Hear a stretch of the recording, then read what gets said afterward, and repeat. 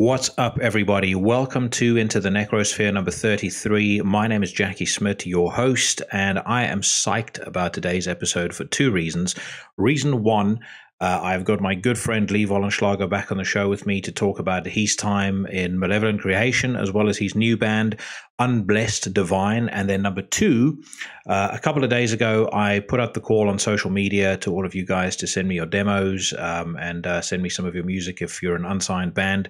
And good goddamn was I surprised and impressed by the quality of some of the stuff that I received. So my plan is to start spotlighting a demo band on every single episode going forward, starting with a fucking killer black metal outfit that I received out of Mexico, a band called Invocatio. Their drummer, Alan Guitarist, kindly sent me their EP, which you can hear on Spotify, or you can go and check out on their Facebook page, which I think you can find at Invocatio MX. Alan let me know that they're in the process of writing and recording their new album. They describe themselves as ritualistic black metal, which I think is pretty spot on, and I think it kind of puts them shoulder to shoulder with the likes of Malpest and Decylum. Regardless of that, as far as I'm concerned, if you like this show, I think there is a very good chance that you're going to fucking love this band. So check it out. This is Invocatio with the 11th Seal.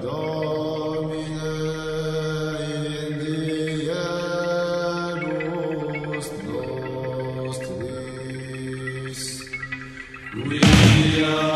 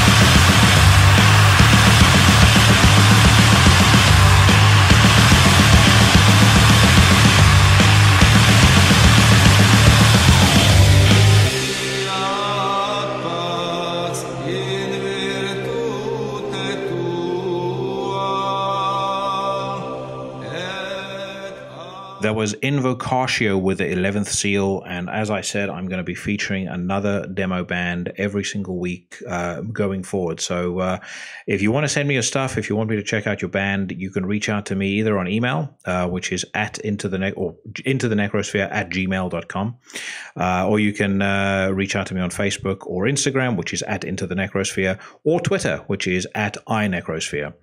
And if I like what I hear, it will definitely be coming up, or it'll definitely be featured on an upcoming episode of the show. I do get quite a lot, so there's quite a bit for me to go through. So if you haven't, or so if it's been a couple of weeks and you sent me your stuff and you haven't seen it spotlighted on the show yet, don't think I'm hating on you.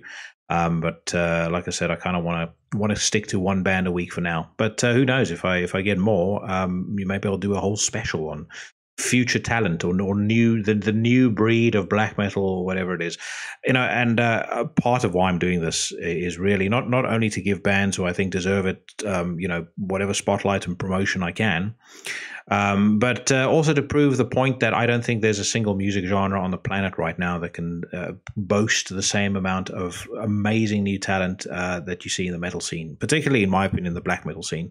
And that being said, I got a really cool death metal band in the trove of stuff that came over the weekend as well. So just all round fucking awesomeness, and lots to be excited about as far as bands that are coming up. Speaking of things to be excited about, I've seen a bit of an uptick in subscriber numbers ever since the Orsifer interview. So firstly, you guys liked yourself a bit of the Hebrew Hammer, and if you liked him, I am very sure that you're going to like some of the guests I have coming up over the next couple of weeks. So next week is going to be the beautiful and bodacious Katie Irizarry, who is the North American publicist for Season of Mist Records. She's also the co-host of the Last Words podcast and a regular contributor to Loudwire, and she's breaking new ground because after 34 or 33 episodes, she's the first female guest to appear on the show. The week after, I've got Zen and Tentacle of Omega Infinity, and then the week after that, if all goes to plan, I'm going to have Damien Lesky of Broken Hope. So lots of cool guests coming up, and you can enjoy all of those episodes downloaded straight to your mobile device for free every Tuesday if you hit subscribe on iTunes, Stitcher, or wherever it is that you listen to podcasts on, or if you hit subscribe button or the subscribe button and click the notifications bell on YouTube. You'll be notified anytime that I post something on the channel over there. Also, just a reminder, after the show, there's going to be some reviews and some news. As far as reviews are concerned, today I'm going to keep it fucking ultra grim, and I'm going to be talking about the new And Oceans record as well as the new Bezwering, which is a really cool new band on Van Records. And as much as I talk about Season of Mist, I will definitely say Van is right up there as one of my favorite record labels at the moment. They just, and I don't know what they're doing as far as quality control is concerned, but they just don't seem to be putting a foot wrong at the moment. So that's coming up in about an hour's time. But first, please join me in welcoming back to the show for the first time in 32, 33, 34, I don't know how many fucking episodes, Lee Wollenschlaeger.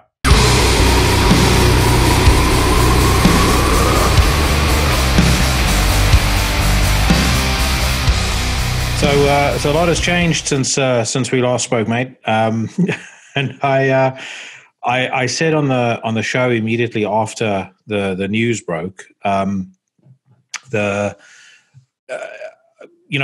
wouldn't imagine that you're going to want to be involved in any sort of shit flinging contest or anything like that. And I said if we, the original idea of having you on the show was so that we could talk about, what it was like touring for the first time. Experiencing all of that as somebody who'd kind of, grown up in the same kind of environment that I did, and looking at that from a distance and dreaming about getting to do that. So I wanted to talk about the positives that you take away from it. And from my perspective, regardless of the outcome of anything, you still did something that most people that we grew up with could only ever dream of doing. And that's to front, one of the biggest and most influential death metal bands of all time, and a band that we all grew up listening to. And I'm sure you took away a shitload from it, and you learned a lot from it. And so that's what I kind of thought we could base the conversation around.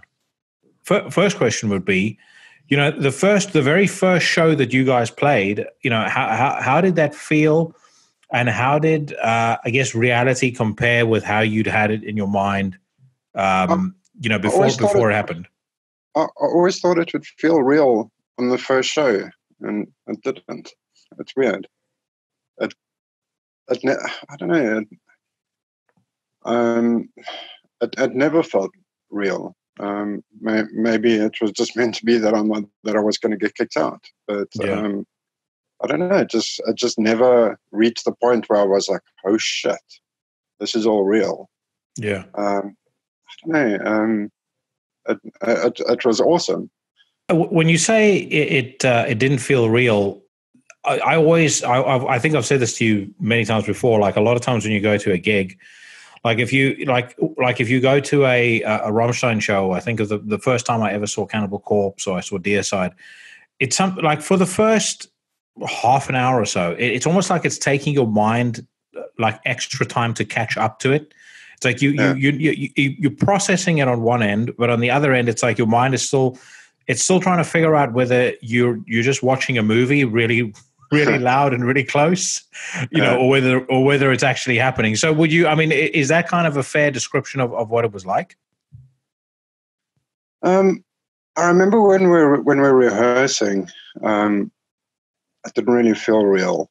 And then we played the intro for Eve, and then I actually said to Josh, like, this is starting to feel real. Hey guys, it's Jackie, just cutting in here for a second. Around about this point in the interview, we had some Zoom issues that meant that we lost about 90 seconds to 2 minutes worth of dialogue. But I thought I would just record this message really quick so that you guys didn't think that there was a whole big chunk missing. I am parachuting us back into where Lee and I had started talking about his new band, Unblessed Divine. So thanks for listening and enjoy the rest of the interview. Yeah, I was thinking of carrying it on with the Imperial Empire name, and I thought, fuck it. Let's start something new and fresh. And I was thinking about a name for a few days, and Unblessed Divine just sounded right. So I just stuck with it. Yeah. So, how long? This is basically just a continuation of Imperial Empire, so it's not like it's sort of a fresh idea that came into your head. But no, you sent me the rough track, and it sounds a little bit different to the stuff that you've done previously. It's weird because it does actually. There's a natural evolution there, so I recognize your riffing style straight away. Yeah. But then you've got all this other shit that's added onto it. Where did those ideas come from? What kind of got you to the point where you decided it was time to take that step forward? I put a post out on Facebook that I was looking for a keyboardist, and at the time I was thinking I wanted like a Septic Flesh orchestral sound, and we tried that because Mikhail from Sinister, the guitarist, he actually contacted me and he said, listen, if you want to work together, let's try something out. So we tried out a song and it worked well. But coming back to the orchestral thing, it didn't. I wouldn't say it sounded shit, but I don't know. It just didn't feel right, and we tried the more industrial sounding stuff. Where if people hear me saying industrial, are going to think, "Oh, fuck, this guy's going techno on us." Where you know for yourself after hearing the track. Next thing you know, Lee will be wearing latex. But you know for yourself, it's the furthest thing from industrial. Yeah. But it's got like an industrial vibe. I don't know. It just I kept on telling Mikhail that we must try some different, like, instead of like melodies, we should try like different noises and stuff. And the noises started sounding better than what the melody orchestral stuff sounded like. Yeah. So the only thing that we're really keeping from the orchestral stuff is the choirs.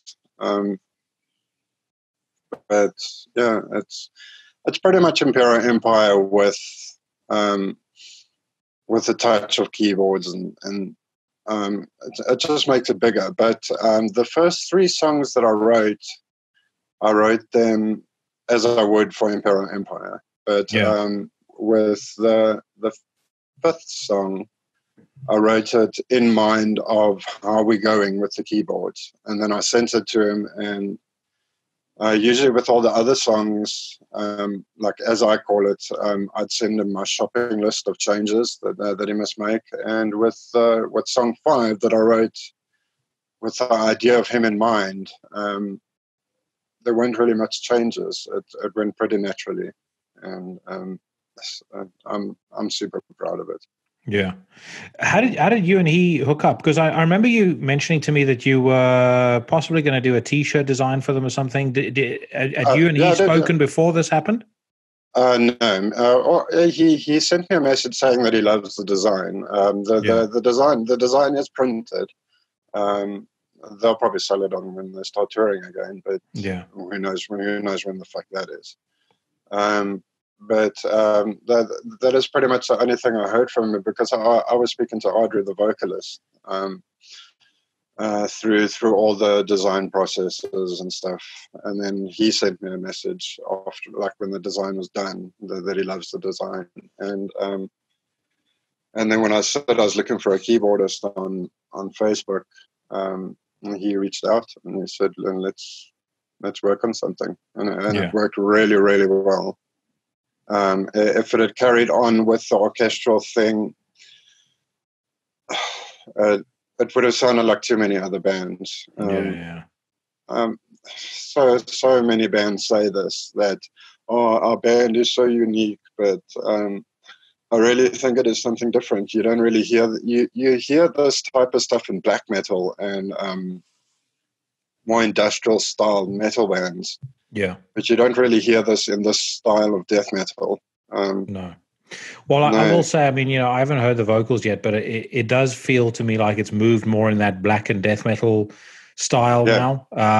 Which is, I wouldn't say which is becoming more popular, but it's at least for me, as far as where my interest lies, I'm much more interested in that than I am traditional death metal. Because like from the first Imperial stuff, when you were still in the band,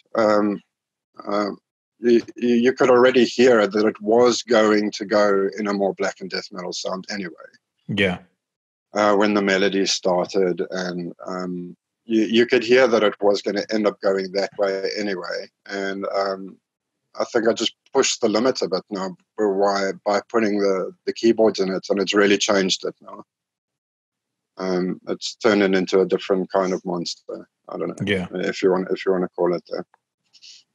Yeah, no, it like I said, it sounded to me like a natural evolution of the stuff that you'd been doing. Like I could recognize the riffing style, but then I could hear all of this new stuff come in, which as I said, reminds me a lot more of the black and death metal stuff, which I like a lot more. So, some of the bands I thought of when I heard it was Panzerfaust, Outer, Ruins of Bavaras to a degree, and that's why I said to you, because I hadn't heard it with vocals. I said if you are not going to do that justice if you just do straight death metal vocals over.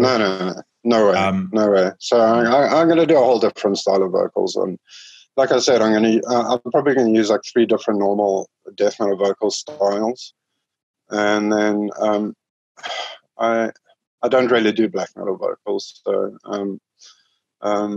I have been working on my high-pitched vocals, so the high-pitched vocals will be there, but there will be some distorted, like alien-sounding speaking vocals and stuff, and just to add a different flavor, just make it a little bit different for the death metal genre. What about the other guys in the band though? Can't one of them do some of the screams for you? I can speak to Rian. Rian, the guitarist, he used to be the original vocalist of Vial of Man, so he could probably do some high-pitched vocals.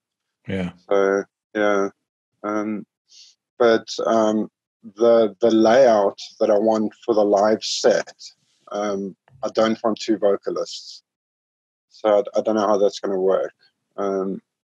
I've got a whole set of like a layout of how I want it to be set up live.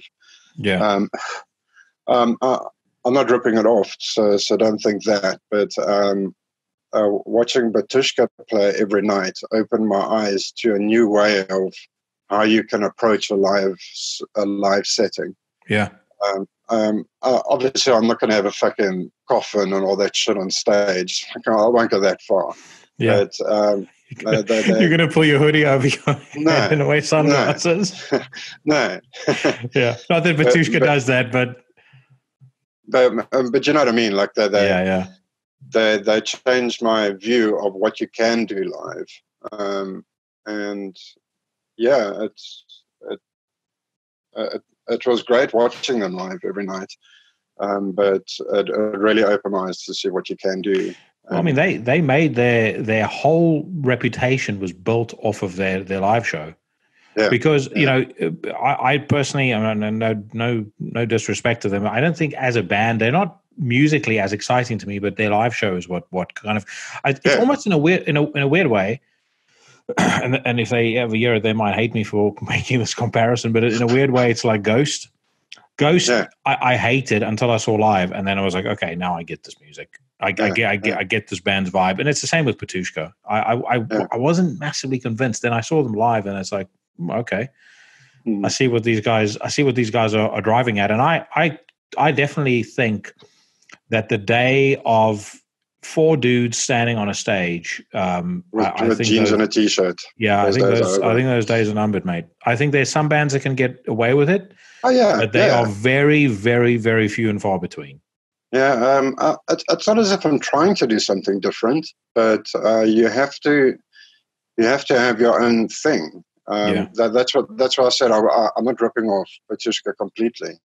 I took their ideas to heart, but it won't look at anything the same. Yeah, but just their approach to it. It really caught my eye, and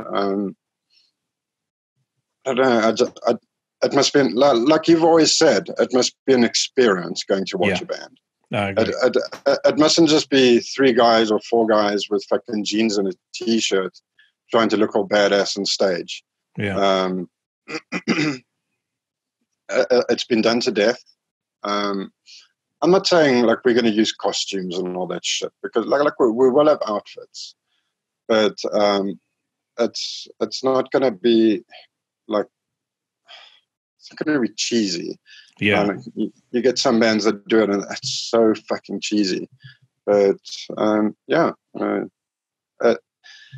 we don't want the whole get on stage with jeans and a t-shirt. No. As I said, there's a couple of bands that can get away with it, but there's not all that many that can. I've got an idea for you though. Going back to some of your and my earlier work, coming on stage, going, everybody, we're Unblessed Divine, and this song is dedicated to Satan. Second song. This is our second song, and guess what? It's also dedicated to Satan. 9 songs in, like our final song. This might come as a surprise to you, but it's also dedicated to Satan.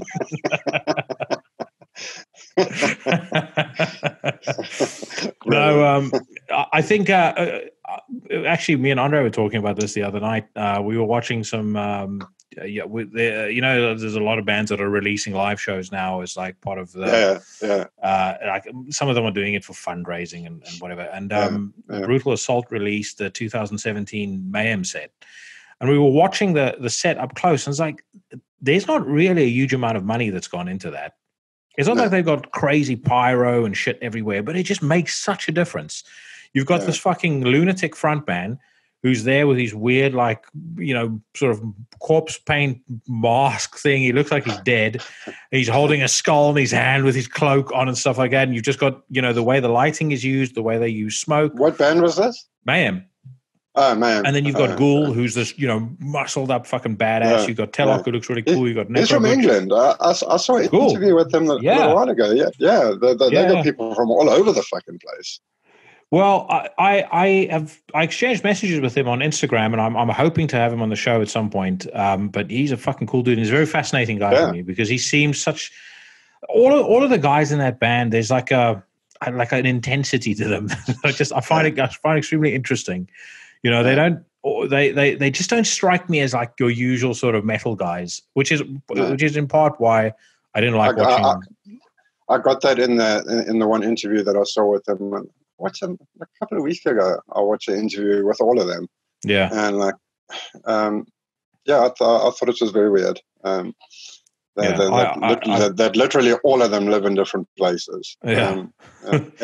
I thought it was really cool. And they're smart dudes too. I think Attila, the vocalist, as far as I know, he's like a qualified engineer. He does like math mentoring for kids. No, that's not right. That's not right. Black metal and death metal people must have a second grade education level. Yeah. Start smoking when you're 10. Yeah. Can you imagine though if you are doing like you got math extra class. Hey Mom, my math teacher is Attila from Mayhem. I do speak under correction there, but I think he does something like that. That's like Pete from Angel Corps. He teaches like young kids at school, like young kids. Oh well, yeah. Lord Worm from Cryptopsy, he used to be a primary school teacher. Yeah. Can you imagine? I mean, I never thought much of his vocals, but he was always a fucking cool frontman. And I did when I met him, he was a nice dude. But I could just imagine, with him and his fucking cup of his goblet of worms, and he would walk out on stage with, "That's my teacher, Mom." But anyway, getting back to the band. So the other dudes that you have with you, you've got obviously Rion from Bile of Man, and he used to be in Bile of Man. Yeah, he's the old ex-vocalist, Rehan, Rehan. Uh-huh. And then I've got Rion as well from Bile of Man. He's the drummer. Yeah. Yeah, fantastic drummer. He's probably the good drummer. I was about to say probably the best drummer in South Africa, in my opinion. I was just about to say that. He, without a doubt, I think he's the best drummer in this country, and we've had a good relationship for quite a while. And he actually wanted to join Imperial Empire when we were still gigging with the drum machine years ago. Yeah, and I don't know. He said I said to him no. I can't see why I would have said no. But because obviously I would want a real drummer instead of a fucking drum machine. But then we've been speaking about resurrecting Imperial Empire as a live project for years now. And before Malevolent Creation happened, wasn't it like because I remember him posting something on Facebook and saying that he had he joined the band. And then obviously the Malevolent thing happened, and that kind of got put on hold. So yeah. And he seemed to be he was very cool in the way that he handled that, because I'm sure he was disappointed. No, he was very disappointed. Yeah. Because not many people will know this. When Phil pretty much invited me into the band, he asked me who my drummer was. And I told him that it's Rion from Bile of Man, and I showed him a video, and he's like, "Dude, we must get this guy." And then a day or two later, he said, "No, he's rather going to keep an American guy." Yeah. So that would have caused even more shit if he had actually joined the band. So. Yeah. I did speak to him though, or to Rion, and I said, why did Lee say that you can't join Imperial Empire? And he said his words to me were, because he's not evil enough. What? I'm talking shit, mate. Okay, good. He said I can't join because I'm not evil enough. No, man, that's a natural fit for me. As I said, he's a fucking top-notch drummer, and he's a cool dude as well. So I'm glad that's worked out. He's a very cool guy. Yeah, and the other guys in the band. I mean, you know them and you get on with them as well. Rion, I haven't spoken, or the guitarist Rion. I haven't spoken too much, but if Rion is vouching for him, I'll take his word on it, because they seem to be really good friends, and I'll vouch for him. Yeah. We don't have a bassist yet though, because Rion said, drummer Rion he said that they've been looking for a bassist for like pussies. No, he says he's been looking for a bassist for about 2 years in Joburg. Seriously? Yeah, and just can't find one. Shit. Fucking hell. So I don't know. I actually asked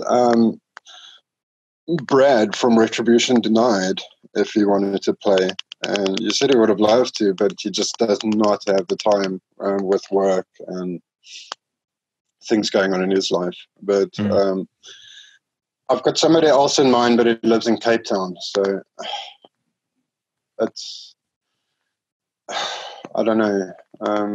He'll make a good fit, and he's really well known in the South African scene. So I'm thinking of asking him, but I don't know. So I won't say his name yet. Yeah.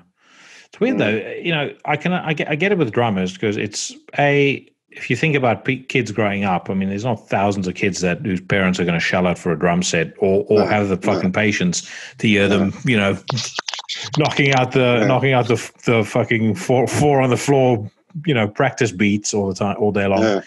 But you know, with bass guitar, you know, I personally probably would have, had I known what I know now, I probably would have spent less time fucking about trying to play guitar and learn to play bass. Playing bass. Yeah, well, exactly. I had more natural rhythm. Like I could always pick up rhythm, and I had a good ear for music. It was doing anything technical that I struggled with, and you know, I'm under no illusions. I would never have been Alex Webster when it came to the bass, but you know, I don't think that's necessarily always required. But that's the thing with my guitar playing. I'm the last thing from a technical guitar player. Because obviously you know that I played bass for many years before I played guitar. And when I first picked up the guitar, I would fuck around with it in the beginning, but I felt more comfortable on it. But I did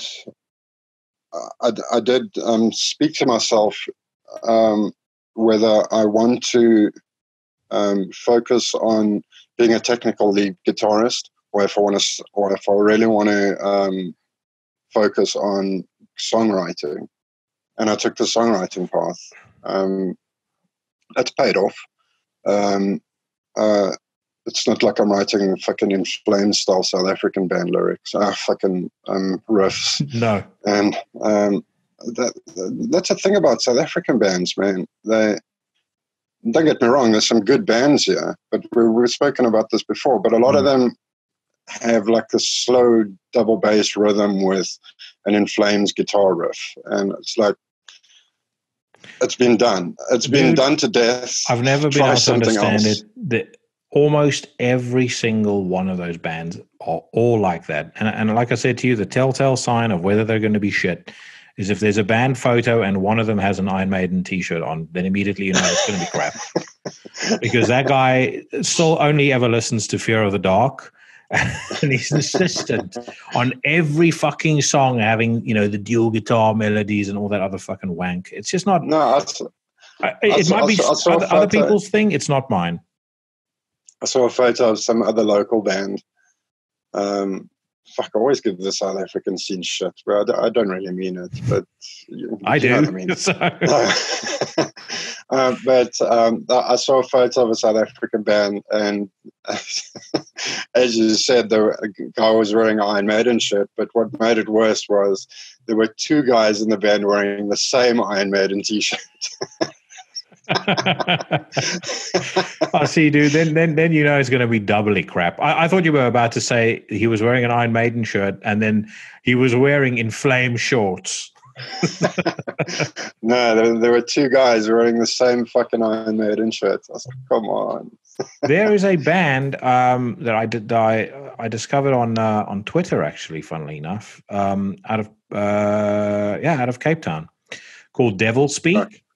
They're like old school thrashy death metal. They're pretty good though. Have you heard Crow Black Sky? Yes. Yeah, their production's good. Their videos are good. Yeah, and they just disappeared. I don't understand it. Yeah, they're okay. I don't know. South Africa has yet to produce, in my opinion, a black metal band that I really go like, whoa, okay, this is. I don't know if it doesn't get cold you're enough. right. You're right. It's a problem. It doesn't get cold enough in South Africa.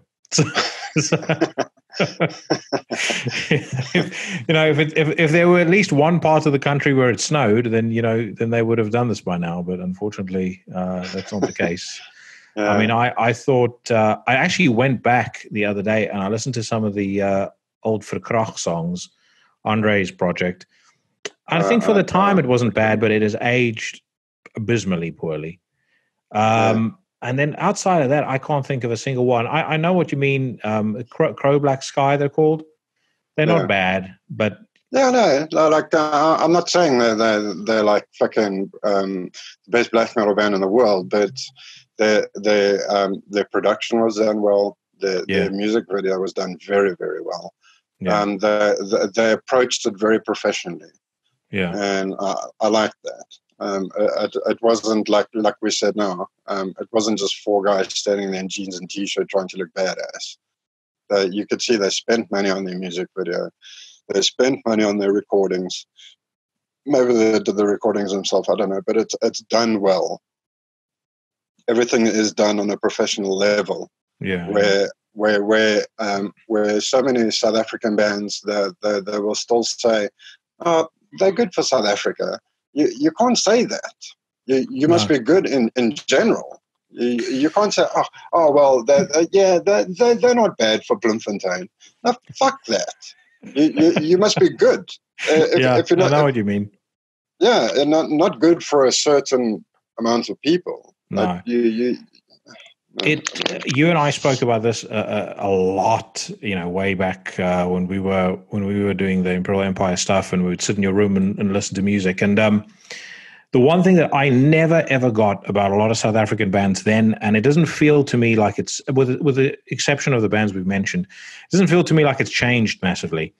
It's this lack of self-awareness where you agreed with me. I said, I don't understand how you can listen to like an elite level band, international band, like if we're talking about black metal, like how can you play black metal, listen to a band like Mayhem and listen to a band like Inquisition, or listen to a band like Immortal, or whatever the case may be, and then play your fucking bullshit style of music, that, and go, yep, this is good. This is good enough.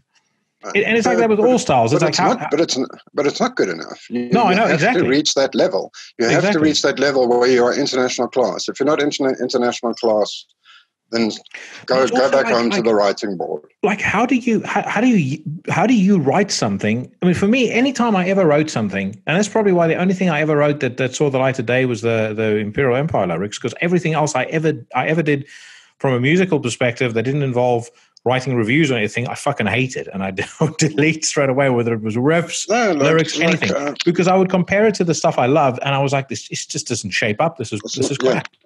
It's not on the same level, and like with the new band as well. I've already got throwaway songs. I would write it. Like the very first song I wrote, I finished it and I sent it to Rian, the drummer. And I say Rian the drummer because Rian and Rihan sound the same. So I'll keep on referring to him as Rian the drummer. You guys are going to have to get black metal names soon, though. I said to him, and he still loves it. He really wants to use the song, but I'm going to drop it. It's just not. It's not good enough. It's just not. It's not as good as the other songs that I've written. Yeah. So there was another song that I was busy with, and I was struggling with it from riff to riff. I was just struggling with it, and I saved it and I just put it aside. Fuck man, I've got thousands of songs that I've written on my computer from years and years of writing music at home, like literally probably thousands. Because I've been writing music at home and recording music at home for over 20 years. So I got a shitload of music written and recorded, and it's just not good enough. So it has to get put aside. Because like what I said to Mikhail, our keyboard player, there's it's the first song one there that we've been struggling to put keyboards on it. And I said to him, dude, let's just put this one on the shelf because we are struggling with it. It should come naturally. I was just about to say, I think there's a point where the challenge of writing the song, where that struggle becomes laborious, and I'm actually forcing it now. This isn't coming naturally. I'm now trying to force something. I'm trying to do this is maybe not the right analogy, but I'm trying to make a square peg fitting around a hole. And I do think you need to be big enough to go, I'm just going to pull the plug on this. Maybe I can salvage a riff or two, but for the most part, this is shit. Yeah, that's what we said. Like there are cool riffs in it, but as a whole, it doesn't work. Like if you listen to just the guitars and the drums, it sounds cool. But when you start adding the keyboards and extra elements, it doesn't par up with the rest of the stuff that we have. Yeah, and it's just like we don't want filler songs on this album. No. Like throwaway songs just to fill the album up. Like every song must be like, shit, what are they going to do on this next song? Yeah. And that's why like not all the songs will sound the same, because it's going to sound like the same band, but there'll be different keyboard versions in this one, or there'll be a little bit of guitar riff differences in this song or whatever. So, but it will still have that same sound. But it has to have a big difference between song to song, and that I'm really focusing on. That every song sounds unique on its own, and you can put on any song on the album, and you can be like, wow, that's a cool song. That could be a single. But then you listen to that one, and that one could be a single as well. So all of the songs must be up to par. Otherwise, it's just not fucking worth it. Yeah. No, I and again, my favorite albums nowadays are records where it kind of all seems to flow. Every song flows into the next. I've become particularly critical of how bands sequence records. Because I think that's the difference between a good album and a fucking amazing album, a masterpiece. The sequencing of it, if it's just right. There's just certain bands where you can just there was no thought put into it. They were like, we recorded that one first, so it's track one. It just sounds very disjointed, and I get to a degree why people do that, because probably 70% of people that listen to music nowadays, they don't listen to the whole album. They they listen to their favorite one or two songs on Spotify, and that's that. But that to me is just not up to snuff. If I think of good examples of that, the last couple of Anel Nathrak records were like that. Every song just went into the next one. The last Panzerfaust, the last Panzerfaust album, Sons of Perdition, every song just almost like every song built up to the next one. Exuvia by Ruins of Beverast, same thing. It feels like you've been on a journey when you're done listening to the record, rather than just that's exactly 12 what we're different doing. songs. Yeah, that's exactly what we're doing. So, one song will end on the next song's intro. So, this whole album is going to sound like one long song. But even though you're listening, the tracks will change, and then you'll hear like, oh, and that's something different. But if you're going to listen to it individual track by track by track, then obviously you're going to hear the difference. Yeah. But if you had to push play on the beginning of the album, everything is going to flow as one, because in between each song we're going to have either noises or keyboards or even guitars joining the songs together. So it's I don't want to push the music too hard, to say that it's so amazing. I'm very proud of it, and the album must be an experience to listen to. It mustn't be just I'm only going to listen to this song, or I'm only going to listen to that song. There's some albums that, if you put on Legion, like Deicide Legion, you don't just listen to fucking Be It the Prophet. You listen to the whole fucking album. Yeah, no, exactly. Yeah, all of those albums were a journey. Just to circle back a little bit, we've been talking about Michal and Sinister, I've been doing. I did a like a 5-part special of my favorite black metal bands, and I'm going to do one of my favorite death and grind bands, because I actually have to confess I couldn't put together a top 50 just of pure death metal, because there was just too much mediocre shit that would have rounded out the 50s for me, and there were certain bands where it was like I can't do a top. Definitely can't do a top 50 grind bands, but there's grind bands I would want to include in here, you know, like Brutal Truth and stuff like that. Anyway, but I'll tell you 3 classics as far as 3 severely underrated classics at that.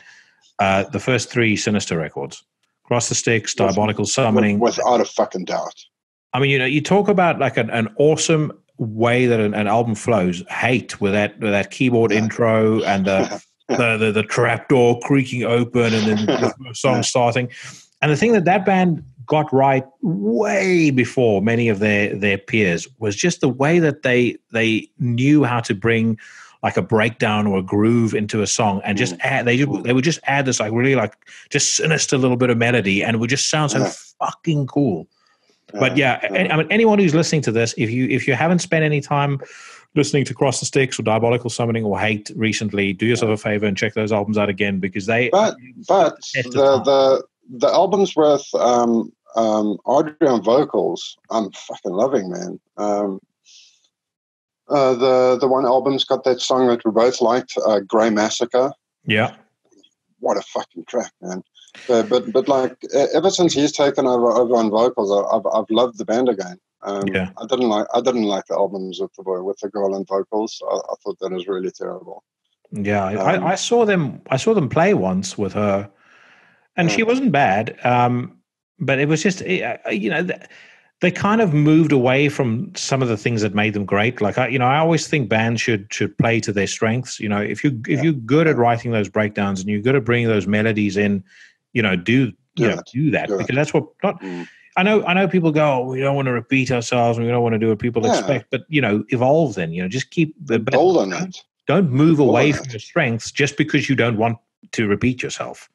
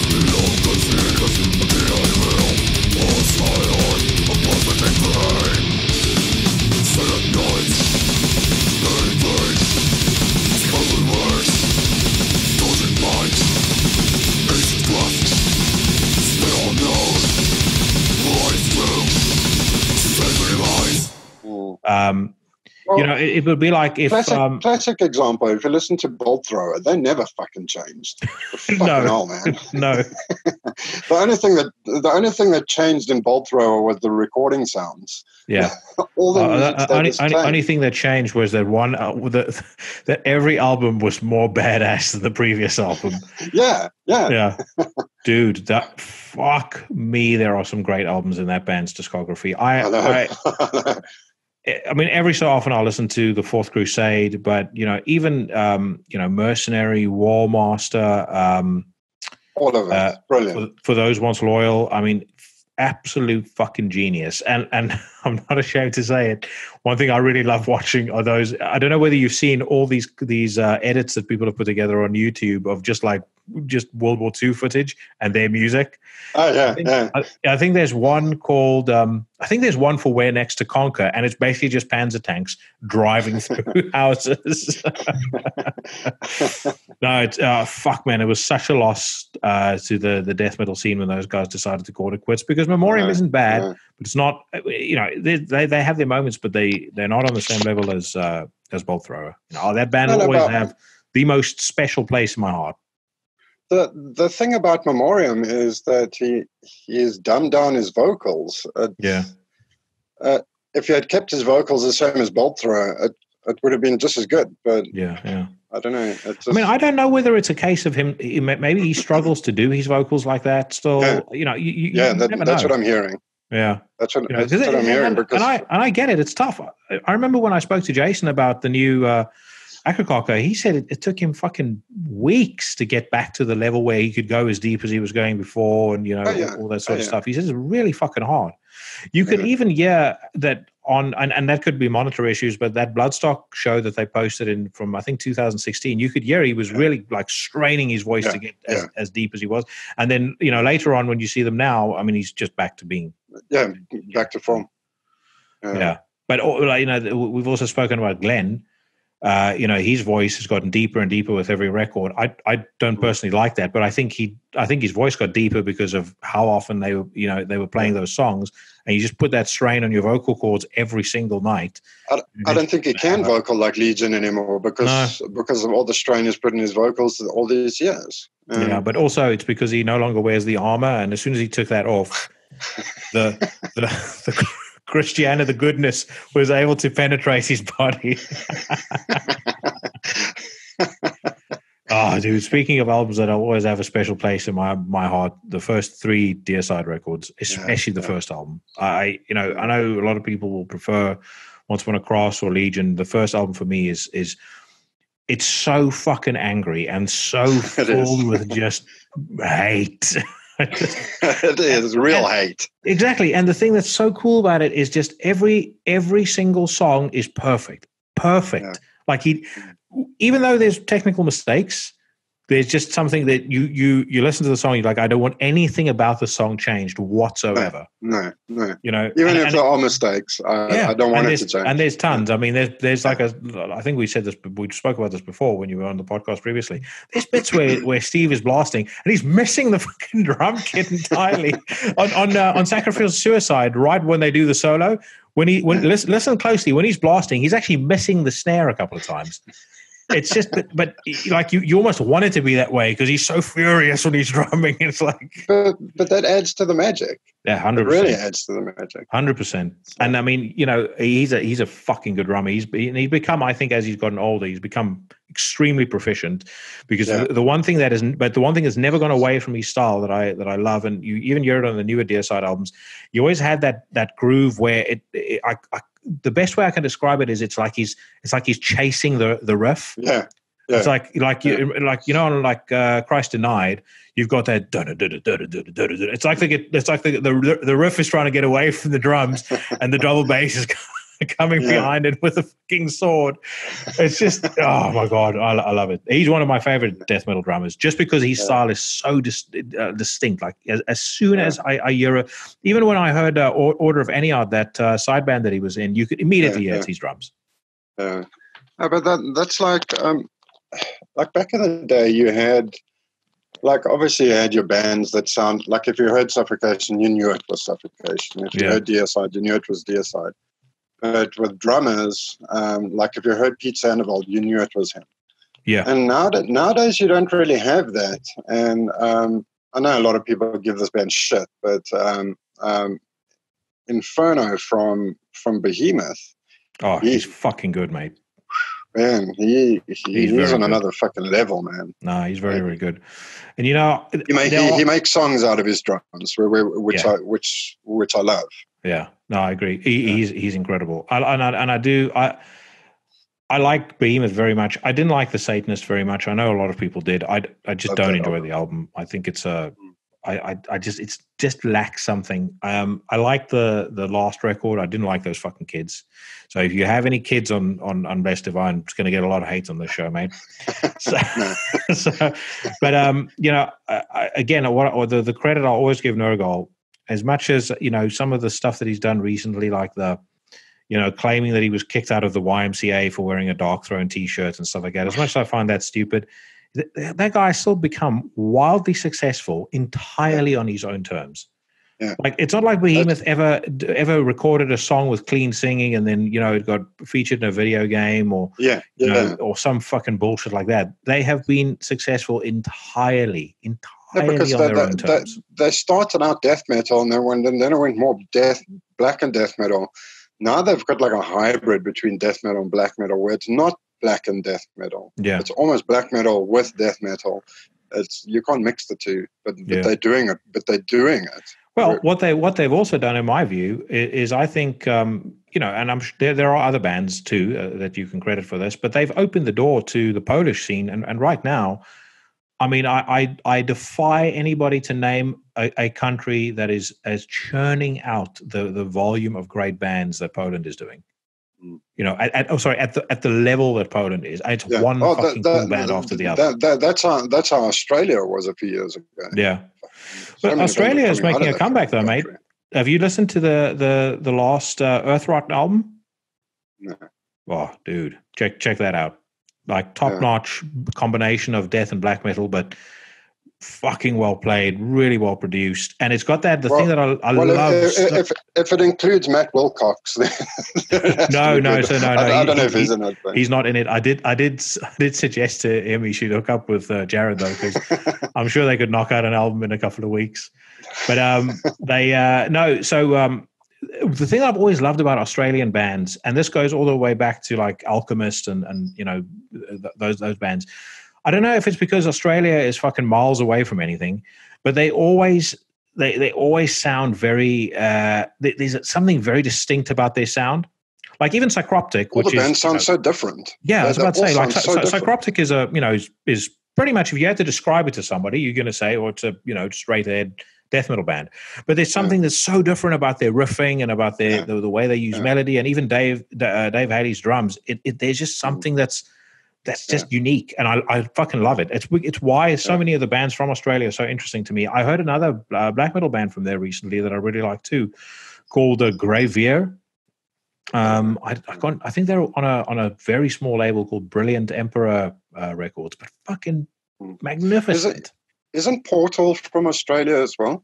I think so. Yeah, I think they are. Yeah, no, I think so. Those guys as well. I don't know if you like them or not. I love that band. and I've not spent a huge amount of time with them, but I mean, just generally speaking, if I read a band is from Australia, I'm generally interested in hearing what it sounds like. There's another band on Season of Mist. It's two guys. One dude is in Australia, and one guy is in Germany, called Omega Infinity. I've spoken about it on the show before as well, and fuck me, it's good. It's like sci-fi black metal. But if you hear like a band like Dark Space, which does the sci-fi thing well, but they tend to sort of overdo it sometimes. So like a 17-minute song should actually be 7 minutes long, and it would have been a masterpiece. It's almost like Omega Infinity looked at that and went, "All right, we know how to make this band sound great, so we're going to do our own version of Dark Space, but one that sounds cool." But their album, I think it's called Solar Spectre. I'll send you some stuff afterwards. But fucking brilliant, mate, brilliant. Yeah. But speaking of stuff that you're listening to, what are you listening to at the moment? Let me open Spotify, because I've been listening to a lot of skate bands lately. I'm gonna take a wild guess. Roxette, for something a little heavier. No, my name's not Lawrence. My name's not Lawrence.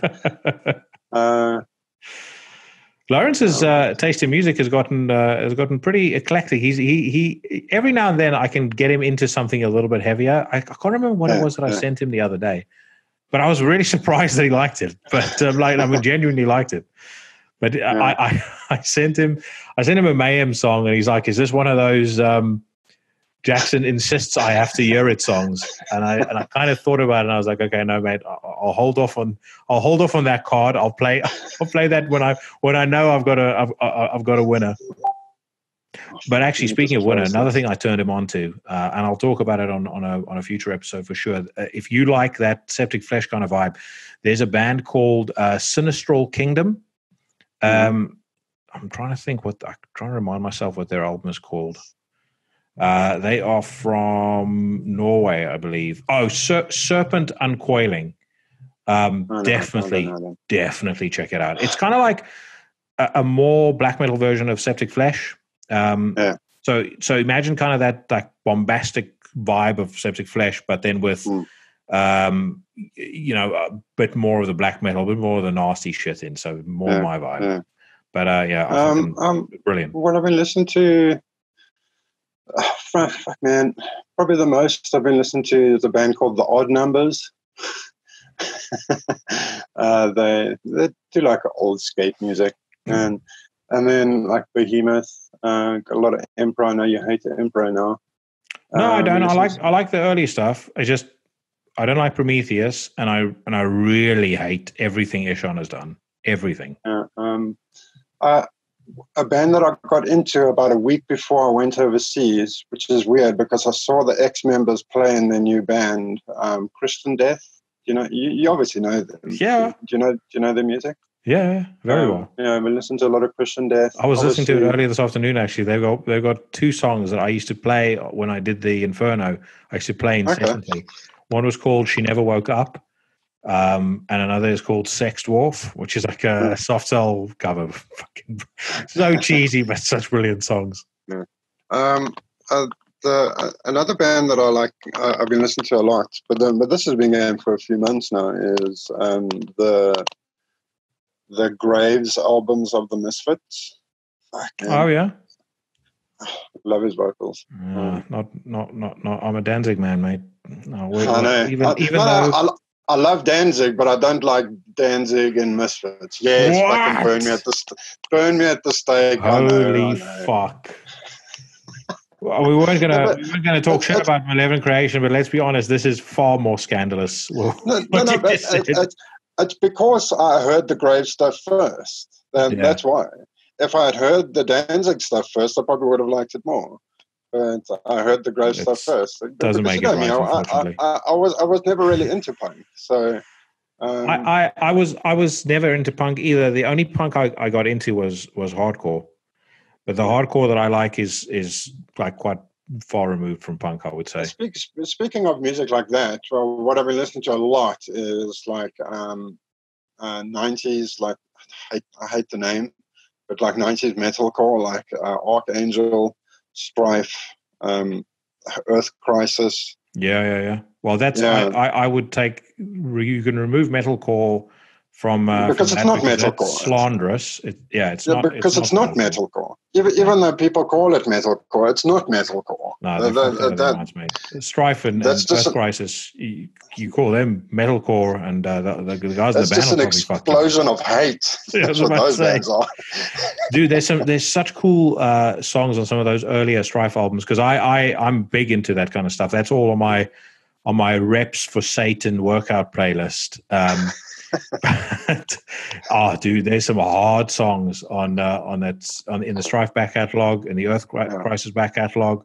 There's another band. Archangel. Did you listen to Archangel? Yeah. No, I do. I don't like them as much as I like the bands I just mentioned. I don't know why. There's just something that's I kind of like the American hardcore style a bit more. I think Archangel are from Belgium, if I'm not mistaken. I think they're from Belgium. They got a lot of shit during their career because they started out as a vegan band. I think it was them. No, Earth Crisis is a vegan band. No. But one of the bands got out of it, and then they started getting shit about it because they're not vegan anymore. What was it? Earth Crisis or Archangel? I don't know. I mean, I've heard interviews with Carl from Earth Crisis. He seems like a pretty groovy dude to me. I mean, I won't be inviting him to a barbecue because he's not going to like what's on the grill. And if he tries to put his fruit and fucking vegetables, and I'll scrape that off to the side. Yeah. Well, the only shit thing about a lot of these bands is like I'll listen to them and then I'll start listening to lyrics and it's like, oh, fuck, you guys are speaking about fucking Jesus.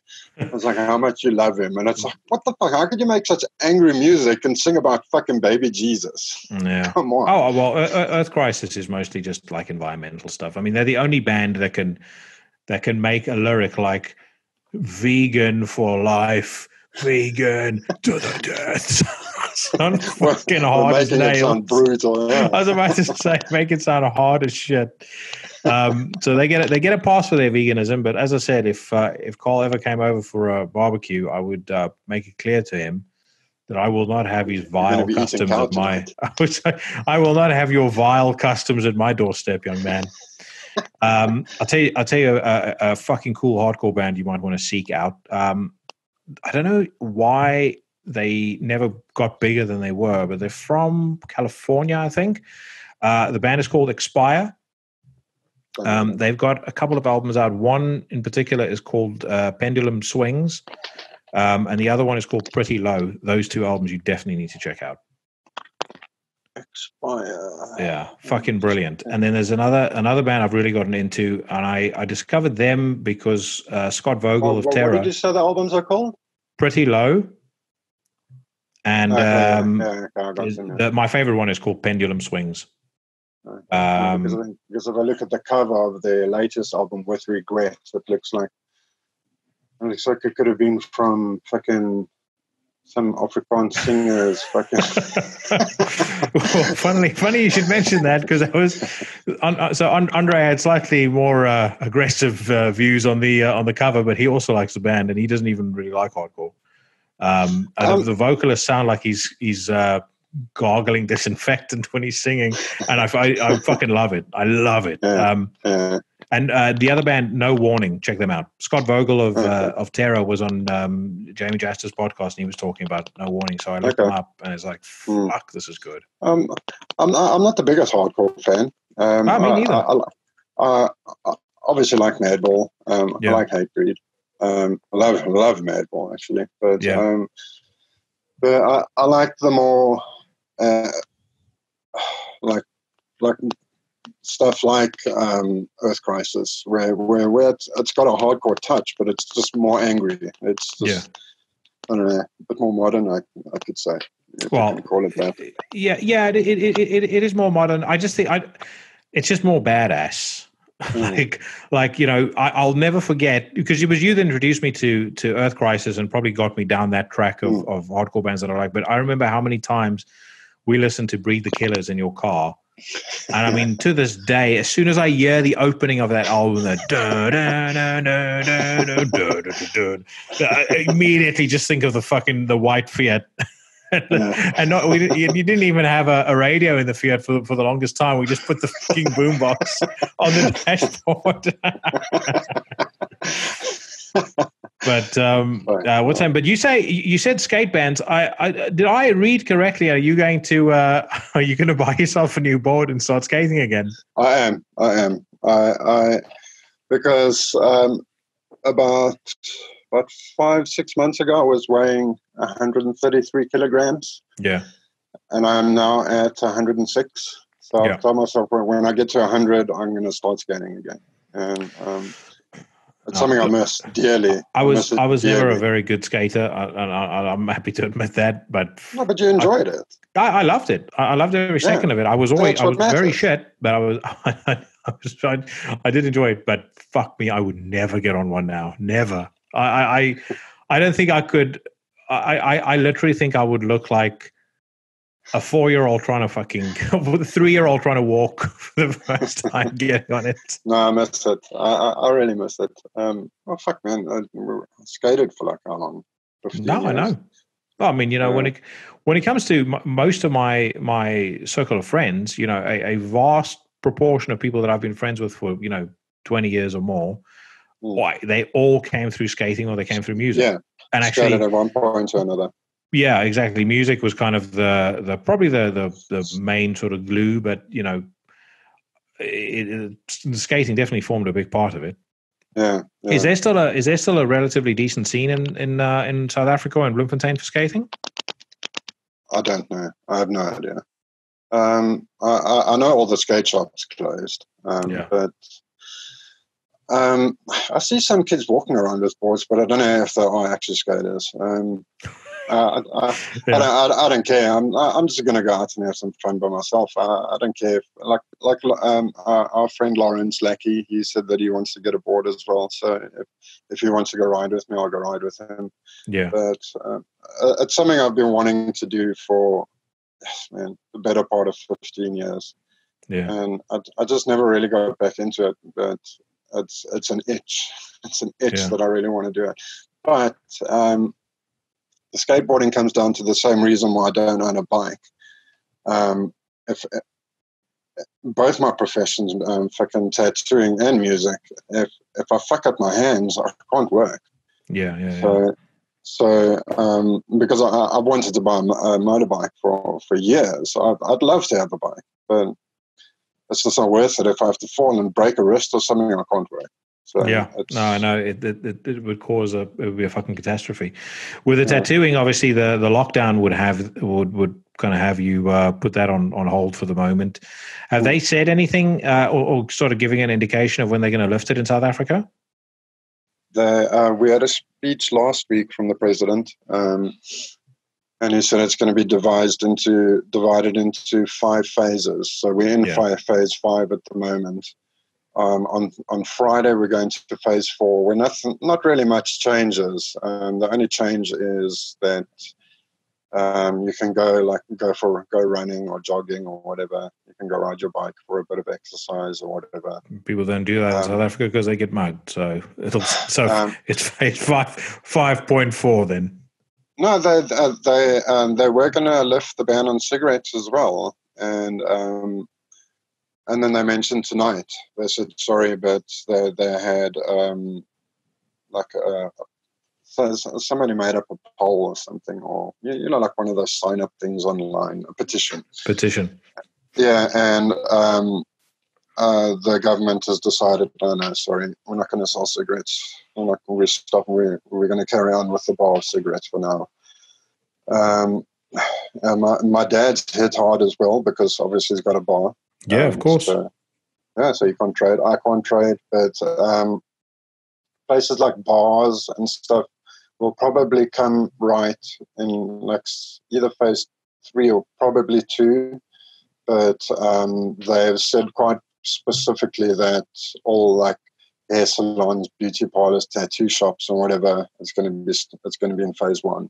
So we're going to wait a long time to work. So I got an email from my landlord today with our bill, and we have to pay it. And it's like, fucking hell, man. How the fuck can we pay rent and all this shit when we have no income? Yeah. And I've read so many people on Facebook that live in America that got their $1,200 stimulus. They're complaining. It's like, oh, how can we live off that? The money that's given out in South Africa is 350 rand a month. A month, dude. Compare that to $1,200. Yeah. $1,200. Well, so for context, for anybody, 28 grand. For any non-South Africans listening, which is the vast majority of the audience, so 350 rand in pound terms is about 20 pounds, and that's about I'd say it's about 15. Yeah, and probably about $20. So it's worth absolutely fuck all. And in terms of the cost of shit in South Africa, I could, when I'm on a holiday and I go to a supermarket or something, just buying enough for a barbecue, maybe some extra shit, and maybe a couple of beers or whatever, you'd very quickly run up. It's going to cost you like $500-600. Yeah, I was about to say, depending on where you're buying it from, you're very quickly going to run up to about 1,000 rand without blinking an eye. Yeah, that's fucking nuts. I bought a few things the other day. Fuck, man, I just bought a few things, and they rang it up, whatever, and I was expecting to pay like 500 rand, and I looked at the fucking register, and it was like just over $1,000. I was like, fuck, man. And then you got these people that are trying to live off this 350 rand that's given by the government. It's fucking ridiculous, man. No, dude, it's nuts. The thing that frustrates me the most about the lockdown is, one, it is exposed to how little people understand about how the world works. Because as much as I'm not, I understand why there's a lockdown. I'm not, not one of these fucking coronavirus deniers. It's there. No. I know of people who have it now. There's somebody in our business who's quite senior, who's recently been diagnosed with it, and it's really bad. And I hope that she pulls through. But the government's response to it is the fuck up, and part of it is, and this is governments all over the world. Their response has been a fuck up, in part because they allow the media to make the decisions for them, because they're afraid about. I don't know whether they don't know what the right decision would be, or they don't. They are afraid to take the right decision because they're afraid of what the media response is going to be. The right decision in this case would have been, for most businesses, the government should have said directly to businesses, we will pay you the money, not to the citizens, but you have to keep people employed and you have to keep paying them at their original salaries. The reason for that is we operate in consumption-based economies. If that were to happen, if they were to keep paying people would have continued to spend money, and they would continue to kind of, maintain their lifestyle. If they're spending money, then all the shops, the supply chain, everything around that continues to generate wealth. Now they're paying people these stimulus checks in America. Over a year, they're paying them furlough money or whatever the fuck.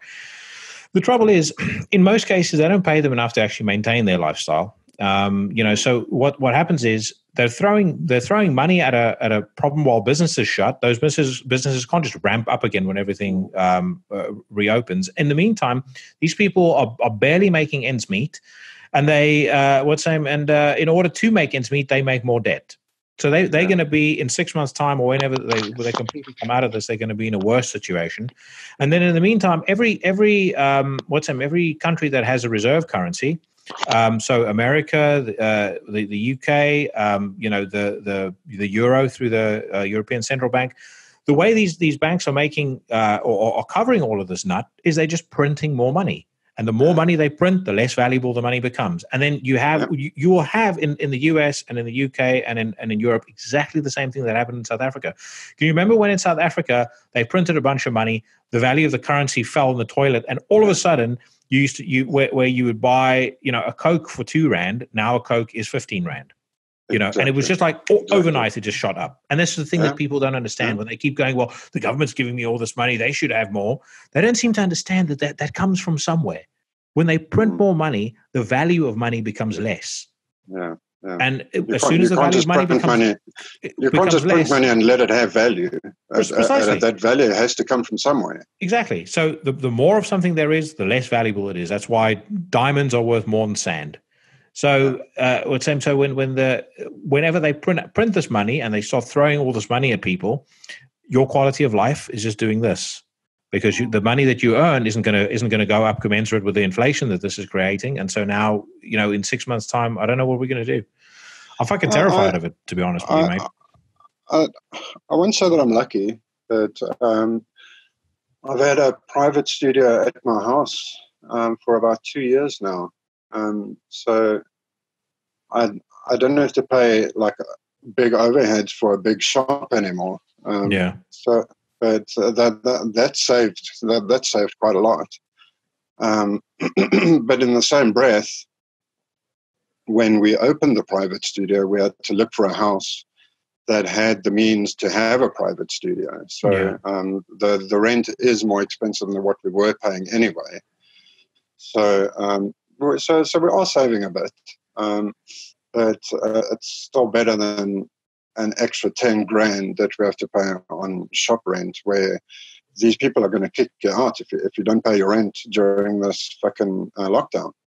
A lot of these businesses are going to they're going to fall apart. Yeah.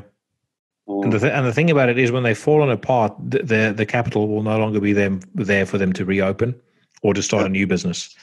And it's like we were saying, again, for people that are outside of South Africa, one of the stories that came out recently there was that they were banning the export of wine. So you've got all of these vineyards that employ hundreds of thousands of people that live hand to mouth, totally hand to mouth. Now, you can argue they get paid too little or what, but regardless, they have a sole source of income. The income is just enough to see them through the month. If that's now gone, and if potentially you're ruining next year's crop because it's not being tended to at the moment because they're not allowing anybody to work on the farms, I mean, you're talking about not just financial ruin, but probably people are going to die of starvation. And so that's why you've got thousands of people now starting to riot in places like Cape Town where this is happening. And, the scenes that follow from that are cops lining up in the street, firing rubber bullets at them and stuff. And if you've got no money to buy food, what the fuck option do you have? Exactly. I was saying this to somebody the other day. There's not a single human being that's just going to sit back and go, well, okay, I don't have enough money for food. I'll just die. I don't want to break the law, so I'm just going to die. You're going to go break in somewhere and you're going to find food. Yeah. The survival instinct kicks in. You can't blame them. No, that's the thing. I don't blame them. And this is I trailed off before I made my point earlier about the governments. The governments are afraid of, if they did know what the right decision was to make, they were afraid of making it purely because the soundbite that would have come out of the media, and this is especially true in the UK and in the States, is blah, blah, blah, government paid off the fat cats. Because most people in the media don't understand the fucking economy either. They don't understand how money works. They don't understand how finance works. No, so it's all just based on how they feel at the time. So South Africa is a dump. I do admit that. But as fucked up as our government is, they handled the thing at the right time because it hasn't hit us hard. Yeah. South Africa is a pretty big country, and I don't want to say there's only been a certain amount of deaths, but like any death is bad. But it's not. If you look at America, how many deaths are there in America now? Okay, America is fucking huge. I think about 40,000. Yeah, exactly. I heard yesterday. I think it's like 56,000. Yeah. Well, I mean, they've had places like New York and things like that particularly hard hit. But the only thing I would say about South Africa is I'm not. I question the validity of some of those numbers purely because I don't know whether they're able to test effectively in some of the poorer areas. Yeah. But coming back to the wine thing, that is getting put right from Friday. Yeah. Just right. No, but the export. So they've told. They've told everybody, you guys can really help your country out by all getting fucked up on Friday. No. You're not allowed to sell booze or anything. But I know. I heard about that. But the export is allowed. So at least look, I would say, again, they've made some mistakes here in the UK, but I would say, broadly speaking, it's not been too bad. I mean, if you compare it to South Africa, to some of the shelter-in-place lockdowns that I've heard about in the US, I mean, we've had it pretty easy. You can go for I think up to an hour's exercise a day. You can go to the supermarkets. They're not cordoning off parts of supermarkets. I've heard stories about people being given shit for, leaving a supermarket with a bunch of Easter eggs and stuff like that. But I also take that with a pinch of salt. I don't think all of that's true. No, that's awesome. I've never been stopped or asked jack shit, and I'll go to the supermarket and buy some eggs, some milk or whatever, and maybe 2 bottles of Diet Coke. So it's not, it's not like I'm running around just with the essentials under my arm. But yeah, for the most part, in terms of the impact on just daily life, it's not been so bad. The big thing for me that worries me is the impact after this. And this is not supposed to be the fucking geopolitical hour with Jackie Smith, but it's it's bad, dude. It is something that affects everybody. Fuck this whole world up. Yeah, it's fucking this whole world up. Yeah, well, it's a mass redistribution of wealth, and they're going to take wealth from everybody who has a slight bit. That's all going to go into the government, and it's all going to be funneled down the fucking black hole of debt financing and welfare. That is literally what's going to happen. And they have created a welfare bill that they're probably not going to be able to foot anymore, because they've taken away people's ability to work. And then you got fucking lunatics like that AOC idiot in the States who said the other day, people should boycott and not go back to work. It's like, are you out of your fucking mind? You tell a family of 4 who has, say, they've got minimal savings, because I think the statistic I read is over 70% of Americans didn't have enough money to be able to survive for 2 weeks if they were to lose their job immediately. Yeah. So you tell a family of 4 who don't have enough savings because they've had to spend it on medical bills or whatever the case may be, don't go back to work. Not working. Yeah, boycott the corporates. It's like, fuck you, man.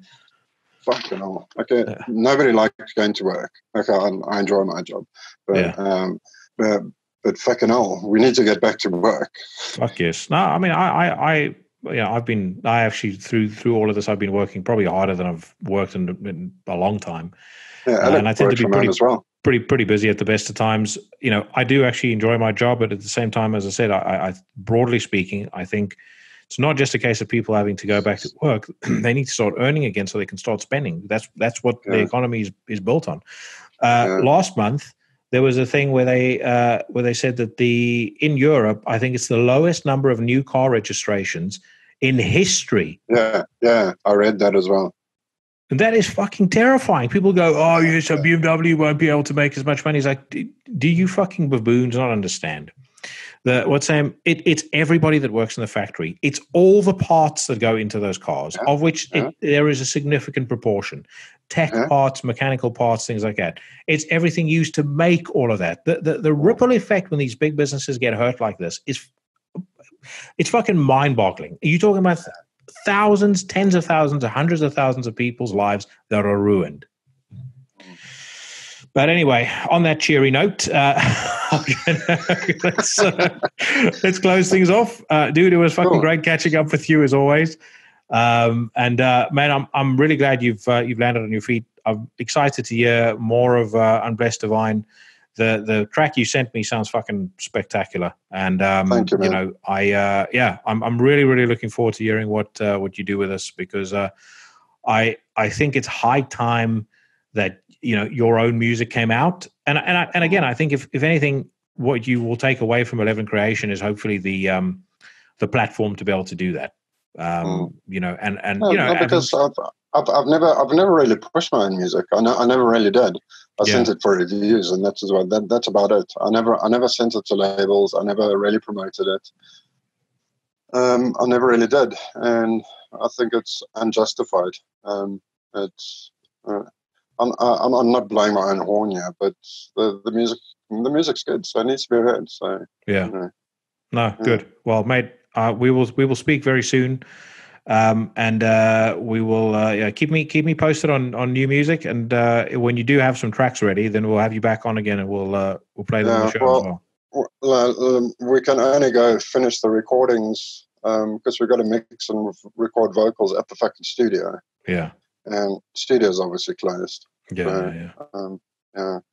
You're not going to do it in your bedroom like we did the first Imperial Empire demo. No. no, everything else can be recorded from home. Yeah. But vocals, you need a proper vocal booth for that. I've always preferred going to the studio to record vocals. It doesn't matter what project I was busy with. Yeah. So you can get some good mics and shit at home and whatever, but it will never be as professional as doing it in a studio. So no, agree. But, cool, dude. I'll speak to you again soon. Cool, man. I'll speak to you later. Keep it real on the streets. Bye-bye. Cheers, man. Bye.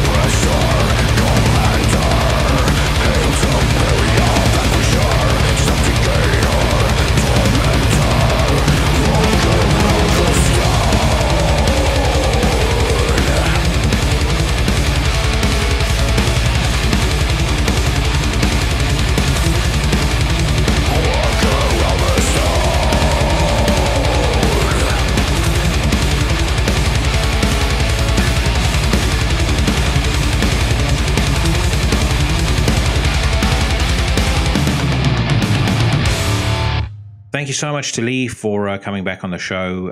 Always great catching up with him. And unfortunately, I couldn't play an Unblessed Divine track on today's episode, but I will do as soon as they've completed recording it.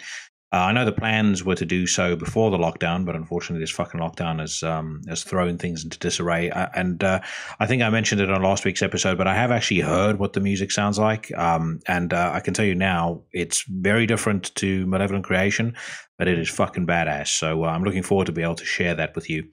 Right, let's talk about some new music. And I'm going to start with Bezwering. So Bezwering is a black metal band out of the Netherlands. They're on Van Records. Their new record is called On de Wormen Overgeleverd. And I can kind of pronounce that. I mean, I probably still sound like a fucking idiot doing it, but I can kind of pronounce those words because Dutch and or the Dutch and Afrikaans dialect aren't a million miles apart. As a matter of fact, I've spoken Afrikaans to a couple of Dutch people in the past, and they say I sound like a drunk Dutchman. But anyway, Bezwering is a continuation of a band that was also on Van Records called Wederganger. They brought out their debut in 2015 and sadly broke up. But three of the remaining members started Bezwering, and this is their debut. Therefore, in terms of the way that they sound, I'd say they very consciously wear their heart on their sleeves, but they've kind of pulled, or their influences on their sleeves, I should say, but they've kind of pulled those influences into something that sounds modern and interesting and unique and fresh. They kind of straddle the line between the kind of droning blasts of Burzum or the real kind of groove of Carpathian Forest. They also do a really nice job of mixing in the vocals and kind of having in clean with the clean vocals with the screaming. They describe the band as undeath metal, which I think is not a bad description, but I would describe it as riff orientated fucking badass black metal. And again, considering this is a debut, I think that makes it particularly impressive. So like I said, the album is called On de Wormen Overgeleverd, and I'm going to play the first track off that record. This is called Vredeloos.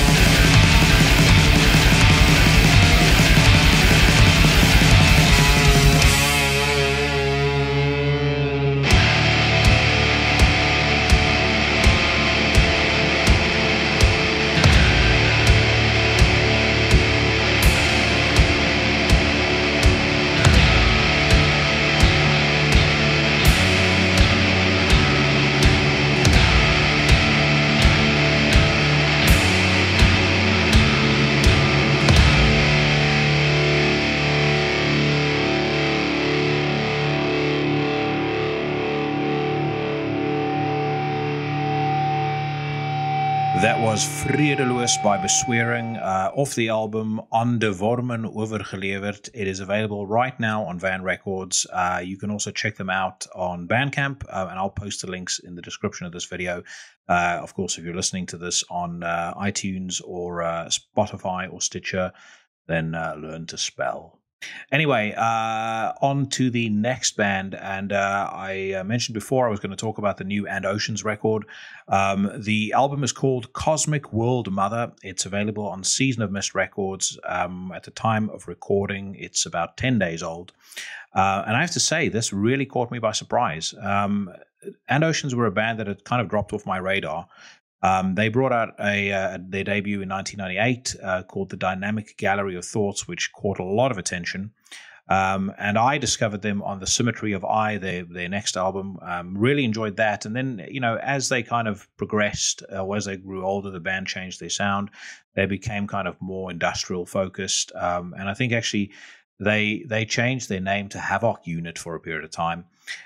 So I'd kind of written them off, and then Cosmic World Mother dropped, and I was like, God damn, they've definitely rediscovered their black metal roots. What this album sounds like to me is very much a combination of their debut record with probably some of the kind of spacey sci-fi type stuff that you heard on Omega Infinity, which was an album that I raved about. And then also kind of, I think, a throwback to real kind of classic black metal albums like Emperors and the Nightside Eclipse, and albums like that. In the Nightside Eclipse is actually an album that comes to mind frequently when I'm listening to this album. And when I play the next song, perhaps you will agree with me. So this is off Cosmic World Mother. The band is And Oceans. The album is available on Season of Mist. The track is called Vigilance and Atrophy.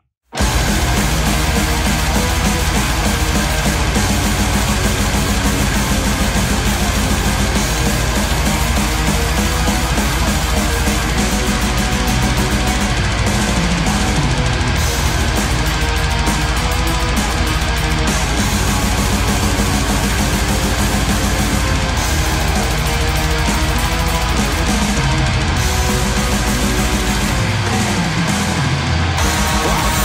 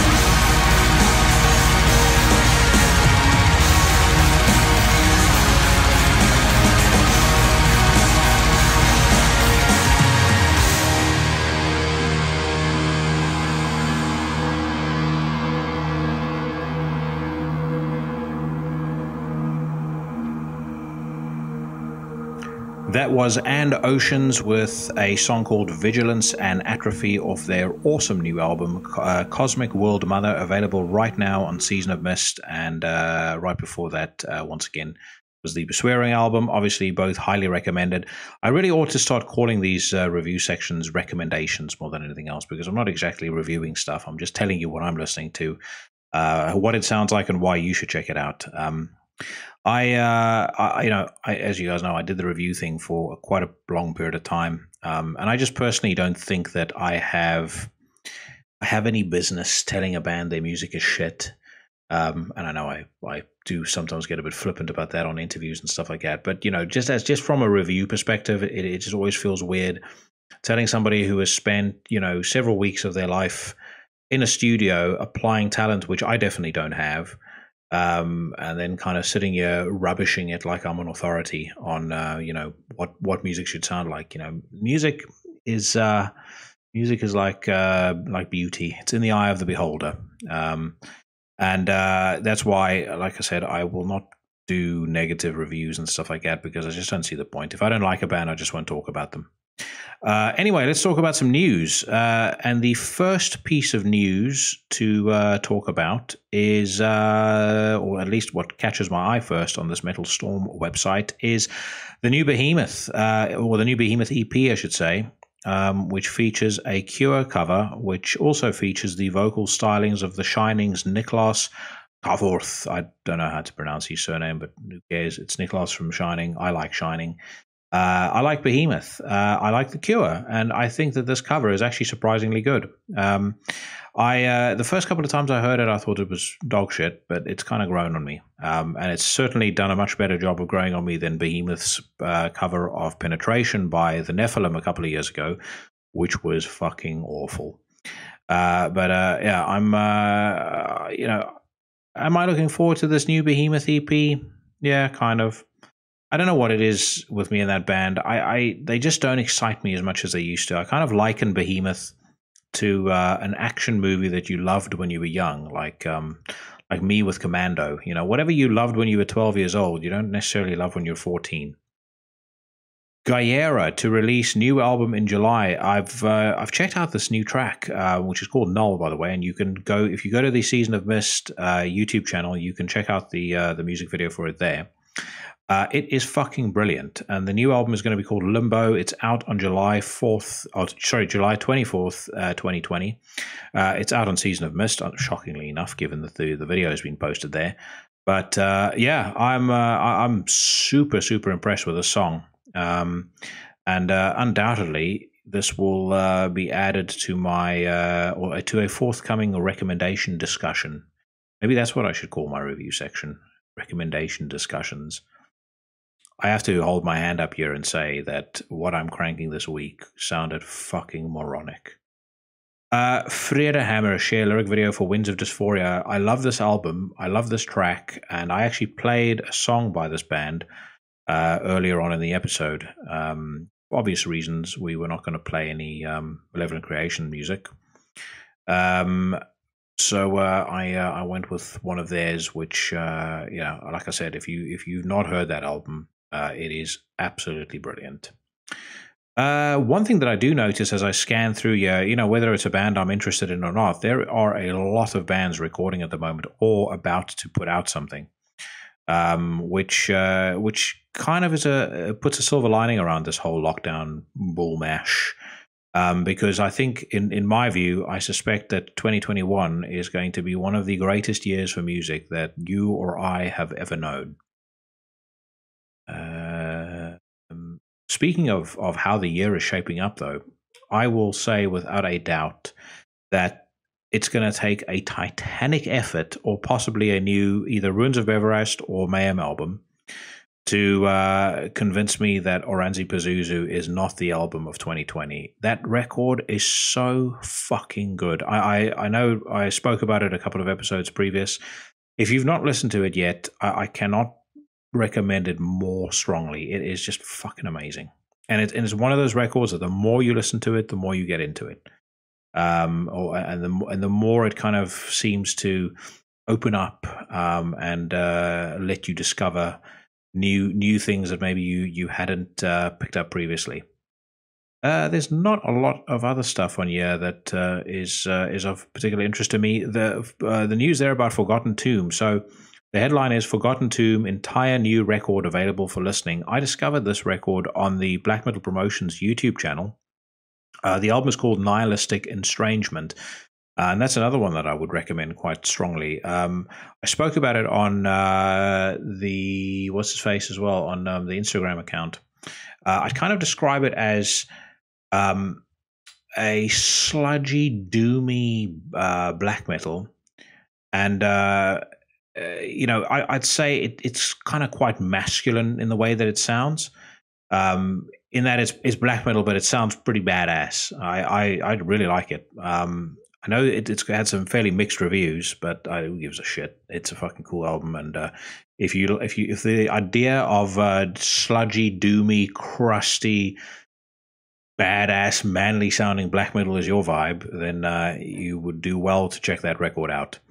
Let's go on to Blabbermouth, which I know is rarely features anything that I listen to, but I just like going on it to talk shit about what I read.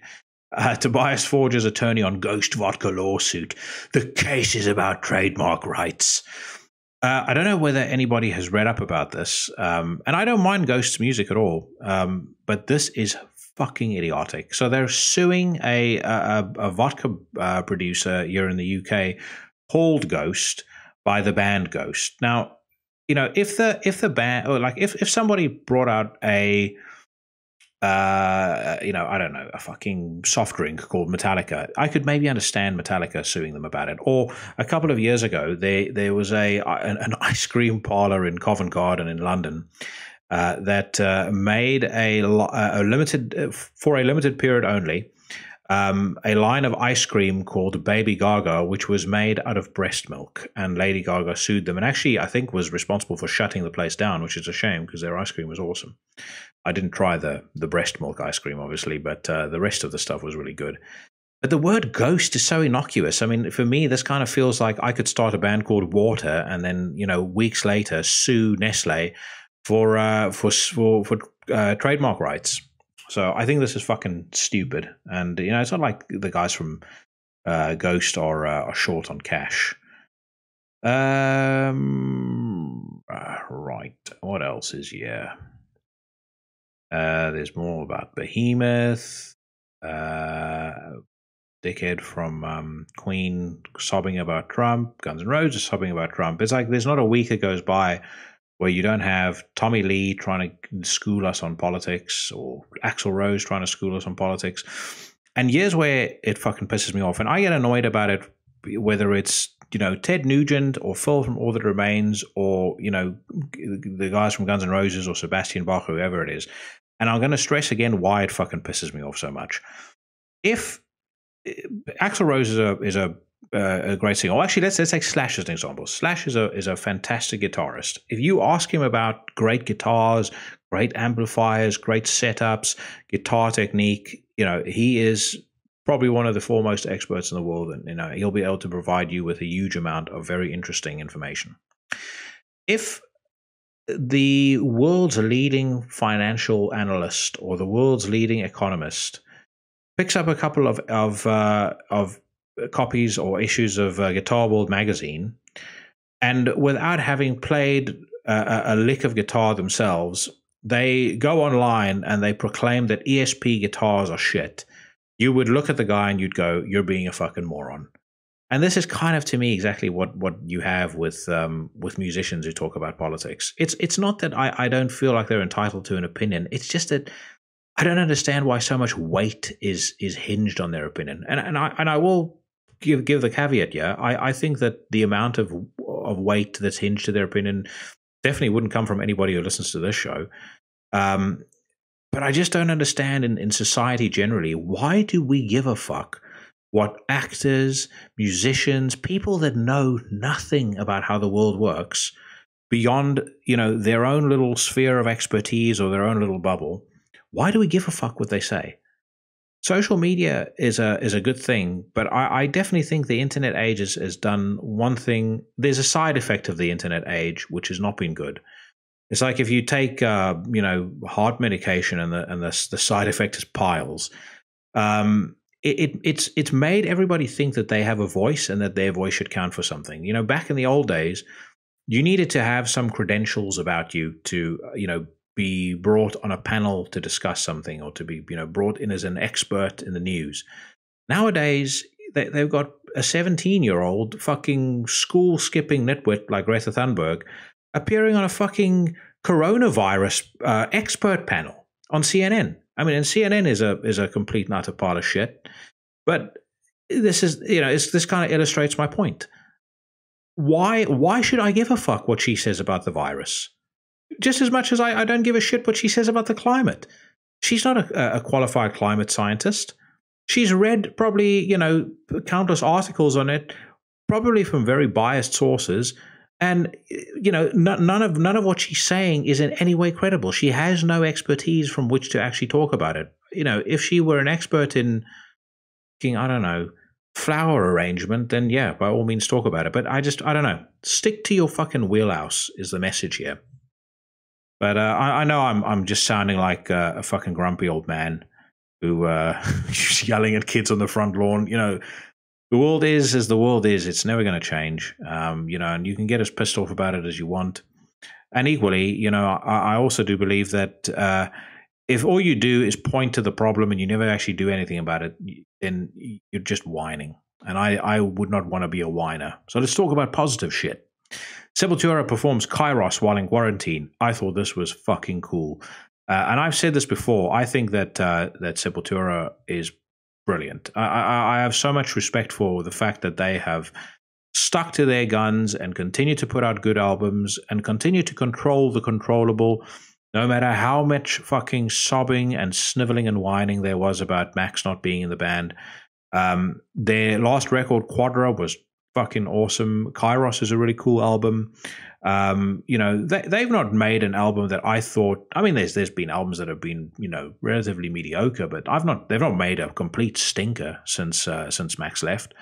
And I would far sooner listen to a Sepultura album of the last 15 years than I would most of what Max has put out.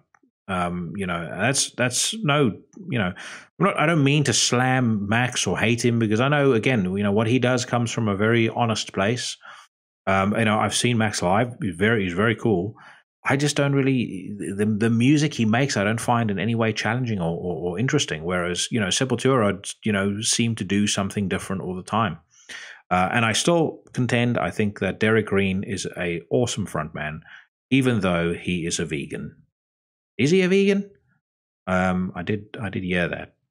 He's pretty buff for a vegan, though. Is there anything else worth rambling or ranting on about here? I seem to think not. Slipknot officially cancels summer 2020 tour dates. Slipwank. I do think that a lot of the bands that are booking tours and stuff for the end of this year, I really think that they are being overly optimistic. And it's kind of that phrase of prepare for the worst, hope for the best.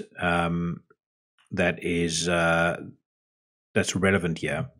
But I just don't see a lot of gigs happening by the end of the year. I mean, if Mayhem come here, as they've said that they will, then I'll definitely be there. But I saw a thing on Bloomberg not too long ago about social distancing at concerts, and now that's going to be the new normal. I mean, fuck that. Can you imagine having to sit 2 meters away or stand 2 meters away from everybody? How would that look if you're a band as well? Like, guys, let's fuck this place up. And you have one guy standing there headbanging by himself like an imbecile.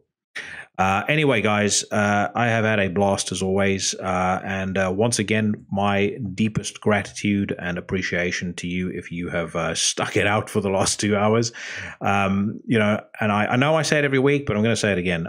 I don't take people's support for granted in any way, shape, or form. If you like the show and if you've been listening to it for a long period of time, or if you've just discovered it and you hit the subscribe button, or you've shared it with a friend, I really, really appreciate that, and it really makes me want to do the best possible show that I can week in and week out. Speaking of great shows, next week is going to be a good one. My conversation with Katie Irizarry, like I said, breaking new ground, the first ever woman to appear on Into the Necrosphere, and it only took 33 episodes. But in the meantime, wherever you are, I hope that you're having a good day. I hope you have a good week ahead of you. From the mean streets of Surbiton on the outskirts of London, I am bidding you a fond farewell.